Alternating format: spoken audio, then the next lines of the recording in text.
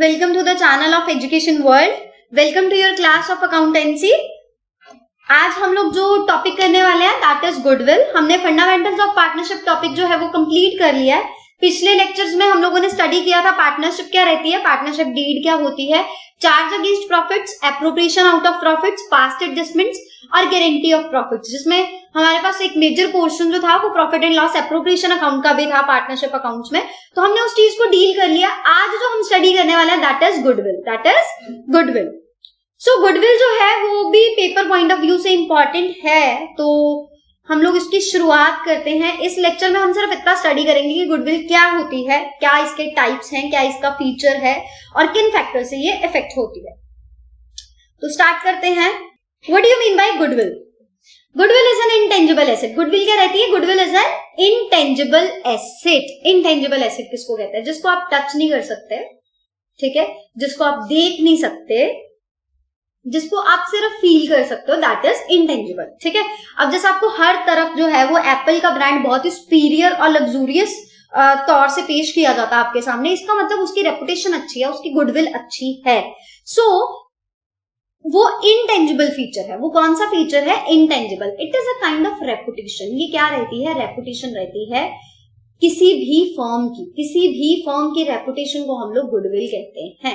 It is the present value of the expected future income that is in the excess of normal return on the investment in the tangible assets. Investment in tangible asset का मतलब capital employed. ठीक है. आपने जो पैसे business में लगाए हैं, आप जो पैसा उसमें इन्वेस्ट कर रहे हो, जो एसेट्स आपने उसमें इन्वेस्ट करे हैं, उसमें नॉर्मली हर पर्सन जो है वो एक महीने में या एक साल में कह लो 50 लाख के करीब कमा रहा है. ठीक है. आप एक्स्ट्रा ऑर्डिनरी 1 करोड़ कमा रहे हो.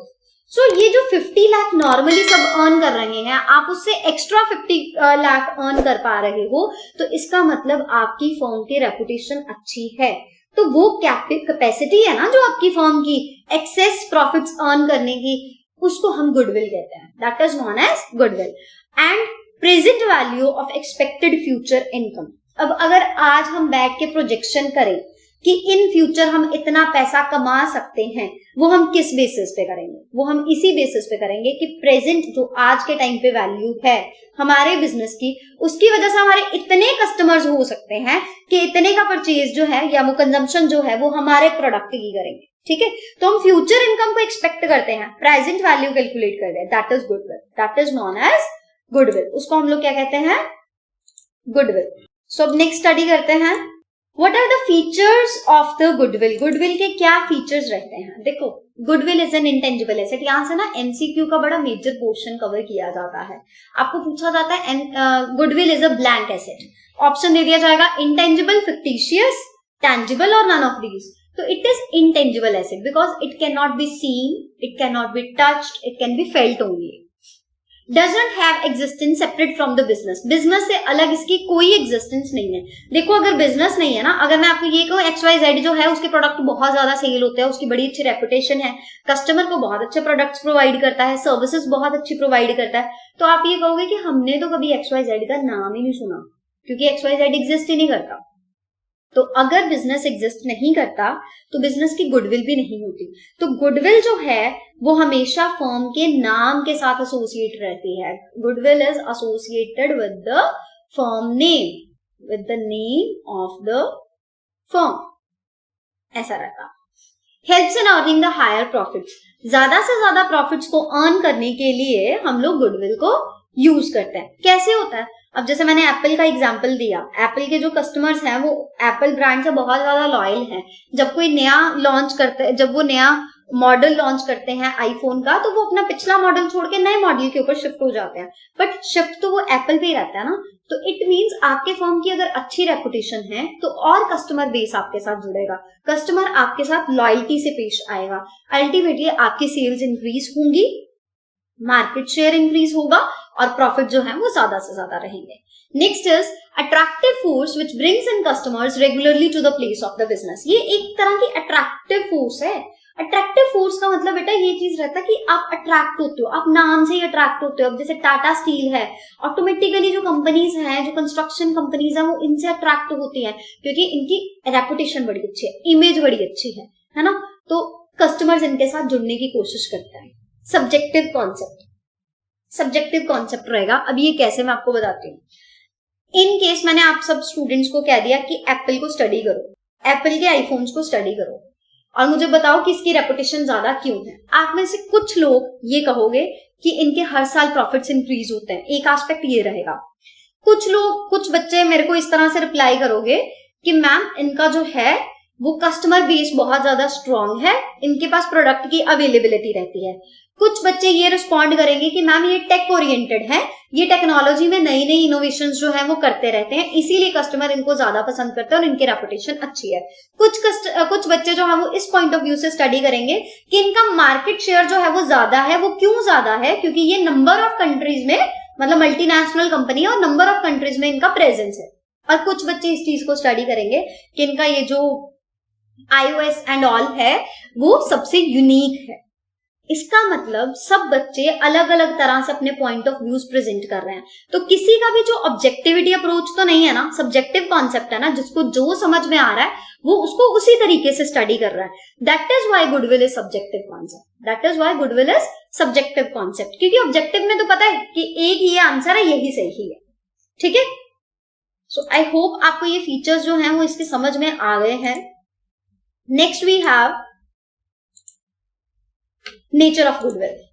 Goodwill is a valuable asset. Why it is a valuable? इसकी ना वैल्यू की जाती है। नेक्स्ट लेक्चर में बेटा हमने मेथड स्टडी करने हैं। हमारे पास एवरेज प्रॉफिट मेथड रहता है, ठीक है, सुपर प्रॉफिट मेथड रहता है, कैपिटलाइजेशन मेथड भी रहता है। ठीक है, हम ये तीनों मेथड्स को यूज करता है। किस चीज के लिए यूज करते हैं? आगे इसका बाइफर्केशन भी है, इसका बाइफर्केशन भी है, इसका कोई बाइफर्केशन नहीं है। ठीक है, सो हम लोग इन डिटेल इन मेथड्स को स्टडी करेंगे नेक्स्ट लेक्चर में। वैल्यूएबल एसेट है क्योंकि सब्जेक्टिव कॉन्सेप्ट है तो हम इसकी वैल्यू कैलकुलेट करते हैं। ठीक है, इनके सबके अपने अपने फॉर्मूलाज हैं, उसके अकॉर्डिंग हम कैलकुलेट करते हैं। अब अकाउंटिंग स्टैंडर्ड 26 जो है, जो ICAI, what is ICAI? It is institute of chartered accountant of India. ठीक है, ये जो है अकाउंटिंग स्टैंडर्ड्स जो हैं इनके द्वारा प्रोवाइड किए गए हैं। 26 अकाउंटिंग स्टैंडर्ड इनटेंजिबल एसेट से डील करता है। इसका मतलब वो गुडविल से भी डील करता है। So it prescribes that goodwill shouldn't be recognised in the books of the accounts unless the consideration is paid for it. अब इसका मतलब पता क्या है? अगर आप देखो, आपने एक नया बिजनेस सेटअप किया, धीरे धीरे आपने उसमें अपना जो भी है स्किल्स को यूज किया, कॉम्पिटेंसी को यूज किया, एबिलिटी को यूज किया, नॉलेज को यूज किया, कैपिटल रिसोर्सेज जो है वो आपने गैदर करे, आपने अपने बिजनेस को एस्टैब्लिश किया, धीरे धीरे आपने ग्रो किया। आपकी जो रेपुटेशन बनी है ना वो जनरेटेड गुडविल है, दैट इज जनरेटेड। ठीक है, अब एक बनी बनाया फर्म को जिसका मार्केट में ऑलरेडी नाम है, आपने उसको खरीद लिया। ठीक है, जैसे वोडाफोन आइडिया जो है वो आपस में इकट्ठे हुए तो एक दूसरे का कस्टमर बेस भी तो उनको मिल गया ना, दैट इज परचेज्ड। तो परचेज्ड में आप कुछ ना कुछ पे करोगे और ये जो आप पेमेंट करोगे ना परचेज में, दैट इज कंसिडरेशन। तो अगर आपने कुछ पे किया है तो आप उसको बुक्स में रिकॉर्ड करोगे, अगर आपने पे नहीं किया तो आप रिकॉर्ड नहीं करोगे। सो इसका मतलब अगर आपकी गुडविल खुद जनरेट हुई है तो वो बुक्स ऑफ अकाउंट्स में नहीं आएगी, और अगर नहीं जनरेट हुई तो फिर वो बुक्स ऑफ अकाउंट्स में रिकॉर्ड की जाएगी। सो ये है हमारा nature of goodwill, that it is also a valuable asset. Now the next is What is the need for valuing of goodwill? अब देखो, हम पार्टनरशिप अकाउंट्स में बेसिकली गुडविल को स्टडी कर रहे हैं। ये जो आपका प्रॉपर पार्टनरशिप अकाउंट्स का पोर्शन है ना, उसमें गुडविल का डाटा रहेगा। कहता है अगर प्रॉफिट शेयरिंग रेशो में चेंज हो जाए ना, मतलब अगर मैं ये कह रही हूँ ये बेटा पार्टनरशिप के कॉन्टेक्स्ट में है, हम शेयर कर रहे हैं इक्वल रेशो। अब हम चाह रहे हैं कि हम रेशो चेंज कर दें, 5/10 कर दे, 3/10 कर दे, 2/10 कर दे। तो पहले जो हमने गुडविल जनरेट किया वो जाती थी इक्वल, राइट? अब जाएगी ए को ज्यादा शेयर मिल जाएगा, बी को थोड़ा कम, सी को थोड़ा और कम। तो पहली जो गुडविल है वो तो इनको उसी शेयर में मिलनी चाहिए ना जिस शेयर में इन्होंने कमाई है, यानी आधा हिस्सा सबको मिलना चाहिए। तो जब भी आप प्रॉफिट शेयरिंग रेशो चेंज करते हो उसी टाइम आपको गुडविल वैल्यू करनी पड़ती है। आप उसको कंटिन्यू भी कर सकते हो, आप उसको राइट ऑफ भी कर सकते हो। तो अब राइट ऑफ करें तो क्या एंट्री आती है, कंटिन्यू करें तो क्या एंट्री आती है, वो हम नेक्स्ट लेक्चर्स में डिस्कस करेंगे। जब हम नया पार्टनर एडमिट करते हैं ना, अब हमारे पास मैं और आप पार्टनर हैं, अब आ गया एक नया partner, this is new partner. नया पार्टनर भी हिस्सा लेगा, फर्म की रेपुटेशन का फायदा तो उसको भी मिलेगा ना। अगेन हमको इस टाइम पे वैल्यू करना पड़ेगा, हमारी फर्म की गुडविल है कितनी, जितनी भी है उसमें से जितना हिस्सा इसको फायदा मिल रहा है ना, जितना एडवांटेज उसको मिल रहा है, इसको हम कहेंगे कि हमें कंपेंसेट करो उस चीज के लिए, ऐसा रहता है। ठीक है, when a new partner retires और डाइज, अब देखो हमारे पास ए बी सी 3 पार्टनर्स हैं, उसमें से बी रिटायर होने जा रहा है, तो बी को आज तक उसकी रेपुटेशन में जो भी हिस्सा है वो मिल जाएगा। ठीक है, वो उसको कंपेंसेट कर देंगे एग्जिस्टिंग पार्टनर्स यानी ए एंड सी।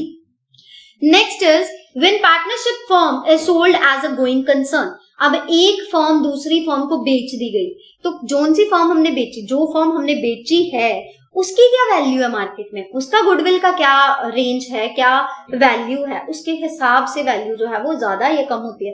देखो अगर एक बिजनेस इलीगल हो जाए, फ्लॉप हो जाए, बंद हो जाए, उसके फैक्ट्री प्रेमाइजेस जो है वो बहुत सस्ते रेट्स पे बिकते हैं। अगर एक बिजनेस फ्लरिश कर रहा है, फ्लरिश करते हुए बिजनेस को अगर आप खरीदोगे तो वो बहुत एक्सपेंसिव सेल होता है। Why? Because of its reputation की वजह से। सो इसीलिए जब भी पार्टनरशिप फॉर्म बेच रहे होंगे हम एज अ गोइंग कंसर्न, तो हम गुडविल को वैल्यू करेंगे। When 2 or more firms amalgamate, अगर 2 या 2 से ज्यादा फर्म्स अमलगामेट करती है ना, अमलगामेट का मतलब ये होता है दोनों आपस में मिलके एक नए नाम से अपना बिजनेस शुरू कर रहे हैं, दैट इज अमलगामेशन। ठीक है, तो उस केस में भी हम गुडविल डिटरमिन करते हैं, और अगर हम फर्म को कंपनी में कन्वर्ट कर रहे हैं तो again we will make the use of the concept of goodwill. अब नेक्स्ट स्लाइड की बात करते हैं। Next is what are the factors affecting goodwill. कौन से फैक्टर्स हैं जो गुडविल को इफेक्ट करते हैं? देखो सबसे पहला फैक्टर इफेक्ट करेगा एफिशिएंट मैनेजमेंट। अगर मैनेजमेंट अपने बिजनेस को संभालने लायक है, उनके पास कैपेबिलिटी है, कंपीटेंस है, स्किल्स है, नॉलेज है एम्प्लॉइज को मैनेज करने की, ऑपरेशंस को मैनेज करने की, तो ऑब्वियस है रिसोर्सेज वेस्ट नहीं होंगे। कस्टमर्स के पास देखो अगर रिसोर्सेज वेस्ट हो गए ना तो आप उसका लॉस प्रोडक्ट की कॉस्ट में से निकालोगे, अल्टीमेटली प्रोडक्ट के प्राइसेस इंक्रीज हो जाएंगे। इंक्रीज्ड प्राइस पे अगर प्रोडक्ट कस्टमर्स को मिलेगा, कस्टमर उसको खरीदेगा नहीं। ठीक है, अगर मैनेजमेंट अपने एम्प्लॉइज को अच्छे से मैनेज कर रही है, अच्छा इंसेंटिव दे रही है, अच्छा सैलरी दे रही है, ऑपरेशन सही से मैनेज कर रही है, रिसोर्सेज की वेस्टेजेस हमारे पास कम हो रही हैं, अल्टीमेटली प्रोडक्ट की कॉस्ट इंक्रीज नहीं होगी, एम्प्लॉइज भी सेटिस्फाइड रहेंगे, कस्टमर्स को भी रीजनेबल प्राइसेस पे प्रोडक्ट मिलेंगे, तो management is efficient. So competent, experienced, capable management ये ज्यादा प्रॉफिट अर्न करती है और फर्म की गुडविल इंक्रीज होती है। Next is favourable location, more will be the goodwill. देखो गुडविल तभी ज्यादा होगी अगर लोकेशन फेवरेबल रहेगी। अगर एक बहुत ही ज्यादा रिमोट एरिया में आपकी शॉप है जहां पे कस्टमर्स का पहुंचना बहुत ज्यादा मुश्किल है, तो डेफिनेटली वो जो है वो इतनी दूर नहीं जाया करेंगे।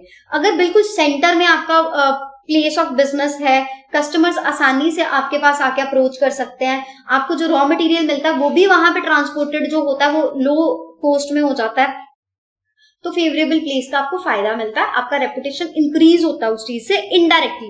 मतलब डायरेक्टली इस वजह से नहीं हो पाता कि सीधा सीधा तो फर्क नहीं पड़ रहा ना, फर्क तो इस बात से पड़ रहा है कि आप फेवरेबल लोकेशन पे रह के कस्टमर को प्रोडक्ट भी सप्लाई कर पा रहे हो। अगर आप सप्लाई करोगे तो वो आपके पास आएगा, अदरवाइज वो नहीं आएगा। Next is favourable contract. So long term contract for sale and purchase of goods at the favourable prices increases the goodwill of the firm. अब ऐसे है, सपोज करते हैं एक्टिवा की बात करता है, ठीक है, एक्टिवा का अगर एक नया मॉडल लॉन्च हुआ और 3 मंथ्स की उसकी बुकिंग है, ठीक है, मतलब अगर आप आज बुकिंग करवाते हो 3 महीने बाद आपको वो मिल पाएगी, तो इट मींस 3 मंथ्स के लिए उनके पास इतने सारे ऑर्डर्स आ चुके हैं। अगर उनके पास लॉन्ग टर्म कॉन्ट्रैक्ट्स रह रहे हैं, जैसे कंस्ट्रक्शन कंपनी है, कंस्ट्रक्शन कंपनी के पास ऑलरेडी 3 से 4 प्रोजेक्ट्स पड़े हैं जिनको वाइंड अप करने के लिए 1.5 साल जो है वो लगेगा, तो ऐसी सिनेरियो में फर्म का बिजनेस ऑक्युपाइड है, फर्म का बिजनेस बुक्ड है, फर्म के पास कॉन्ट्रैक्ट्स हैं, तो अल्टीमेटली उस फर्म की गुडविल ज्यादा होगी। देखो जिस फर्म के पास कोई काम नहीं होगा उसकी गुडविल तो नहीं होगी ना, जिसके पास काम ऑलरेडी है उसकी गुडविल ऑटोमेटिकली होगी।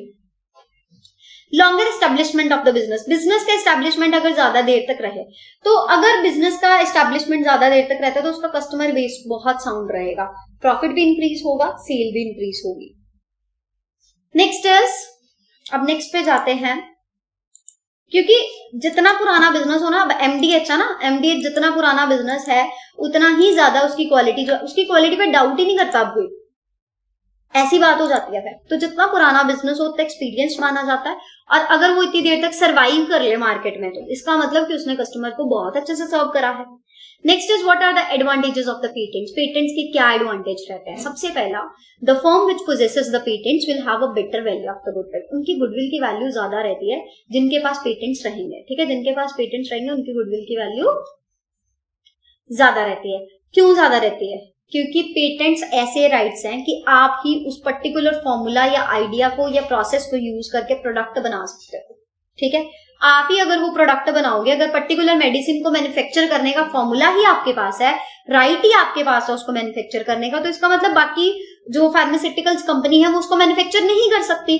तो अगर वो नहीं कर पाएंगी तो वो प्रोडक्ट अवेलेबल ही नहीं करवा पाएंगे। तो आपकी फर्म की ऑब्वियस गुडविल बनेगी। Access to the supplies. अब ऐसे है कि मार्केट में चल रहा स्लम, ठीक है। सप्लायर्स जो हैं उनके पास रॉ मटेरियल नहीं है, या अगर है भी तो वो नॉर्मल तो बेचना ही नहीं चाहते, ठीक है। स्टिल आपकी इतनी अच्छी इमेज है कि आपको रेगुलर सप्लाईज मिल पा रही है, आपका प्रोडक्शन रुक ही नहीं रहा, आपके डिस्ट्रीब्यूशन जो गुड्स और सर्विसेज का वो रेगुलर कॉन्टिन्यूटी में है, ठीक है। You can easily make the availability of the goods to the customers. It means you have easy access to the supplies, and if you have easy access to the supplies it means you are having good image in the society, in the market, तो आपका reputation अच्छा होगा। Next आता है quality. Firm की अच्छी goodwill तभी रहती है, अच्छी रेपुटेशन तभी रहती है अगर जो गुड्स की क्वालिटी है ना वो फिट फॉर यूज हो। वो क्या हो? Fit for use. अगर आपके मर्चेंटेबिलिटी क्वालिटी ही नहीं है, मर्चेंटेबिलिटी क्वालिटी का मतलब ये होता है goods are not merchantability means goods are fit for use, ठीक है। उसमें कोई अडल्ट्रेशन नहीं रहना चाहिए एंड अदर जो है वो नहीं रहना चाहिए। अगर आपके केमिकल्स थोड़े से बच्चों के लिए हार्मफुल हैं तो वहां पे लिखा होना चाहिए not to be used by the kids and all. तो क्वालिटी अगर आप अच्छी दोगे ना तो आपका इमेज जो है वो अच्छा ही बनेगा। Market situation, if the demands of the products are higher then the supply. अगर आपके प्रोडक्ट्स की डिमांड आपकी सप्लाई से ज्यादा है तो इसका मतलब ज्यादा प्रॉफिट है, ठीक है। तो अल्टीमेटली फर्म की गुडविल हो जाएगी इंक्रीज। फर्म की गुडविल क्या हो जाएगी? Increase. Next is risk associated with the business. अगर बिजनेस के रिस्क ज्यादा है तो बिजनेस की वैल्यू कम रहेगी, अगर बिजनेस के रिस्क कम है तो बिजनेस की वैल्यू ज्यादा रहेगी। क्योंकि रिस्क सबसे ज्यादा उसी को रहते हैं जिसका इमेज या बेस जो है या कैपिटल स्ट्रक्चर जो है वो स्ट्रांग नहीं रहता, जो फ्लक्चुएशंस में रहते हैं। पता है कभी कहीं अचानक ही हम लोग बूम पे चले गए, अचानक ही हम लोगों के जो प्रोडक्ट है वो बिल्कुल फेल हो गया। तो अगर किसी को ऐसी इनसिक्योरिटी रहती है ना, इनसिक्योरिटी पॉइंट ऑफ व्यू ही तो रिस्क की तरफ लेके जाता है। जितना ज्यादा रिस्क उतने रेपुटेशन कम रहेगी। सो ये रीजन रहते हैं जो उसको इफेक्ट करता है, बहुत ज्यादा गुडविल को इफेक्ट करता है। Next is nature of business. Business के नेचर की अगर हम बात करें, देखो अगर तो हायर डिमांड है ना प्रोडक्ट्स की, जैसे ईटेबल्स होती हैं, फास्ट फूड की बात कर लो, हमारे पास जितने फूड पॉइंट्स रहते हैं, अगर वहां पे आपको अच्छा फास्ट फूड खाने को मिल रहा है तो अल्टीमेटली आपके बिजनेस की रेपुटेशन अच्छी होगी, उस पर्टिकुलर रेस्टोरेंट की जो रेपुटेशन है वो अच्छी रहेगी। So it will lead to the increase in the profit as well as increase in the goodwill. Profit भी इंक्रीज होगा, गुडविल भी इंक्रीज होगी।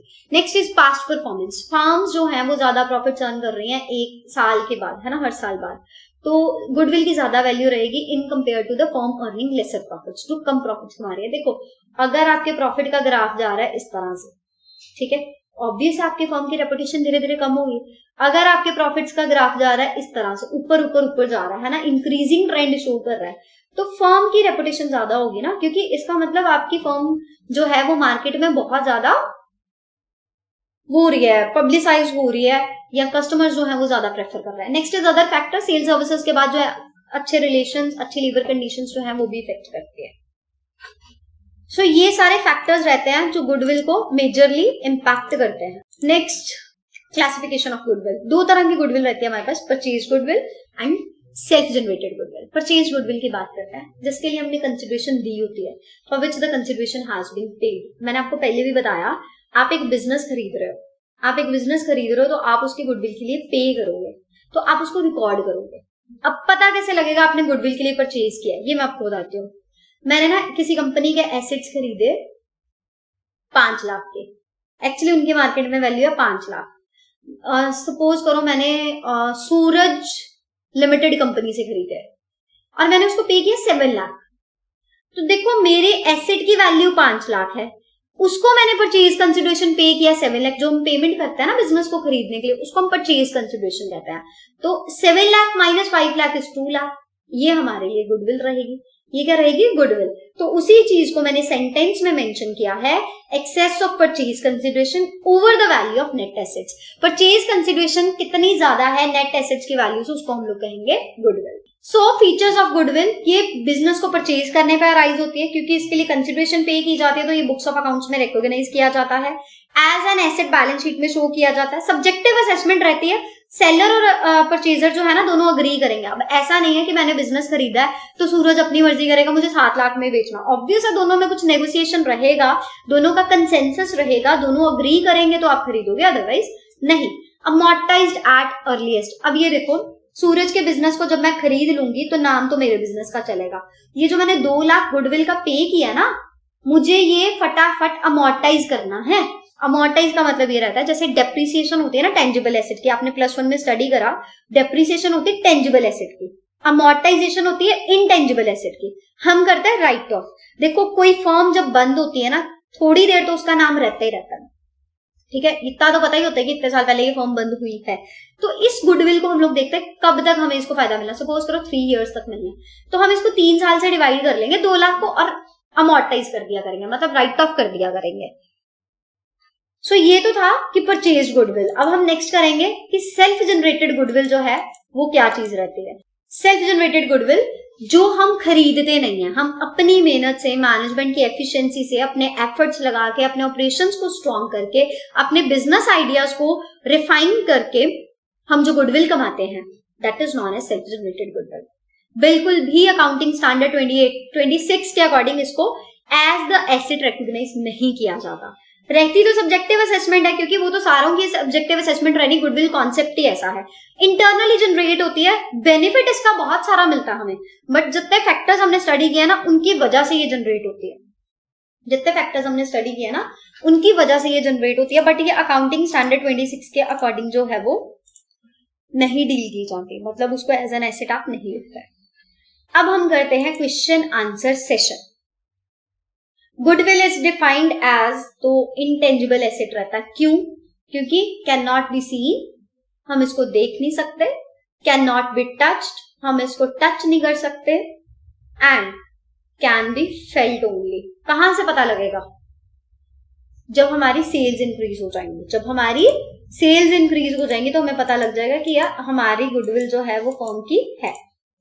Next question, the excess amount which the firm can get on selling the assets over and above the saleable value। अब देखो मेरे asset की saleable value है 1 लाख, अब क्योंकि ब्रांड इतना तगड़ा है तो वो 1,50,000 में बिक रहा है, इसका मतलब आपके पास गुडविल है, इसका मतलब आपके पास गुडविल है, तो right answer is goodwill. Next, a firm goodwill is not affected by, firm की गुडविल किस चीज से अफेक्ट नहीं होती? Location of the firm definitely impact होती है, reputation of the firm, better customer service या नन ऑफ द अबव। देखो फर्म की रेपुटेशन गुडविल को इफेक्ट करती है, लोकेशन गुडविल को इफेक्ट करती है, कस्टमर सर्विस भी इफेक्ट करती है, none of the above is the right answer. Next is, following are the factors affecting goodwill except, इनमें से कौन सा फैक्टर छोड़े जो गुडविल को इफेक्ट नहीं करता? बिजनेस का नेचर इफेक्ट करता है, एफिशिएंसी ऑफ मैनेजमेंट इफेक्ट करती है, टेक्निकल नो हाउ इम्पैक्ट नहीं करता, लोकेशन इम्पैक्ट करती है, क्योंकि ये मैनेजमेंट की एफिशिएंसी में ही आ जाता है कि उनको पता कुछ के नहीं, तो right answer is technical know how, this is the right answer. So next, अब ये ट्रू फॉल्स सेशन है बेटा, तो इसमें हम लोग देखते हैं कौन सा आंसर ट्रू है, कौन सा आंसर फॉल्स है। Location of the business does not affect the goodwill, ऐसे ही नहीं करते, इफेक्ट करती है। अगर बिजनेस अच्छी लोकेशन पे हो तो कस्टमर्स को इजीली प्रोडक्ट मिल पाता है, कस्टमर उसके साथ एसोसिएटेड रहता है। Goodwill can be sold in part, no it can not be sold in part. आप ऐसा नहीं कर सकते आधा बिजनेस बेचा आधी गुडविल चलेगी, एक एसेट बेचा एक गुडविल चलेगी, this is also false. Purchase goodwill में arise on the acquisition of existing business concern, business concern आपने खरीदा, एक्वायर करा, परचेज गुडविल उससे अराइज होती है, this is true, very true. नया बिजनेस खरीदने में गुडविल मिल पाती है जो एग्जिस्टिंग हो उस पे मिल पाती है। Self generated goodwill is recorded in the books of accounts as some consideration is paid for it, no. Self generated goodwill books में रिकॉर्ड की जाती है क्योंकि उसके लिए हम कुछ कंसिडरेशन देते हैं, ये गलत बात है, ये गलत बात है ना।